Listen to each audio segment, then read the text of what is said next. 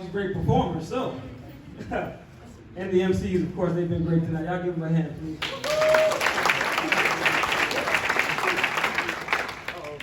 Like that, Miss Shorties? All right, I'm gonna open us up with something that I believe that speaks to our people, and then I'm gonna go into the spoken word. Y'all good with that? All right, also, all right. And it says, "But by the grace of God, I am what I am, and his grace which was bestowed upon me was not in vain. But I labored more abundantly than they all, yet not I, but the grace of God which was with me." And I think that describes the struggle of African Americans so much. And so I'm going to talk about voting. So, you don't want to vote. Understandable, considering the fact that we only valued it about 10 years ago. This process for civil rights has been ongoing, still a bit slow. Thinking people are people, and with time, we should all grow. So you don't want to vote. Even though your ancestors were jammed in a ship that had the capacity of about a lifeboat. And even though we were numerous, the runners of that ship were not overthrown. Many of our ancestors inhaling salt waters through their nose, taking their children with them because this isn't a storybook that they like the idea of being in. Would you suppose that centuries of oppression would motivate you to get up and go to the polls? After the Emancipation Proclamation brought slavery to a close, that was 1863. The first civil rights law wasn't passed until 3 years later. Have we been equal ever since that law passed? No. So you don't want to vote. That's your decision. Speaking of decisions, let's talk about Dred Scott, who ought to have been free but was not. Did you know they said that the founding fathers did not include us in the Declaration of Independence?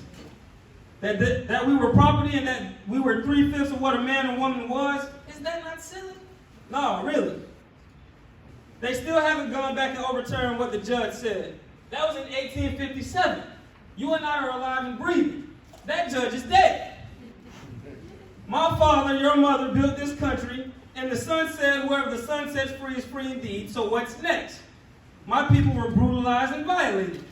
It was close to 100 years that they waited, and justice anywhere is a threat to justice everywhere. Dr. King had stated, our people were thrown in jail and killed for the right to be. We have yet been vindicated. So you don't want to vote. They have their foot on the necks of human beings who just want their respect as equals on pins and needles because we were endowed by our Creator with the same rights that they continue to reject. Poll taxes, literacy tests, and what's next? A seat at the table eating with a bunch of folk who have done nothing but fill us with regret. 40 acres and a mule was written on a bounced blank check. So you don't want to vote.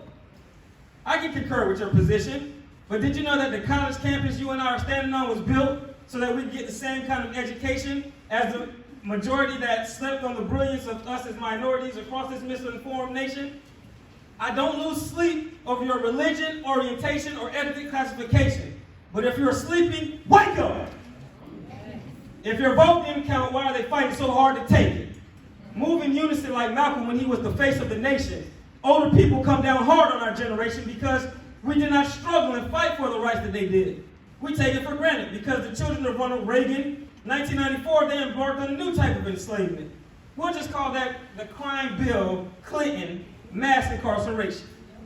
Keep these hoodlums and thugs out of our government. We don't need them to be participating and anticipating that they can aspire to the highest office of presidency. And then there came something that no bigot or racist could ever imagine. Change. A black man held the highest office in the world and let the world make comments that were strange. But that's okay. We showed up and voted for what we knew to be true. Representation, 40 acres and a mule, civil rights was inalienable from the beginning. So you don't want to vote. Then you will give your children a breath that is short-winded, then their struggle is lost and forced into a situation that they will have a slim to none chance of winning. Thank you.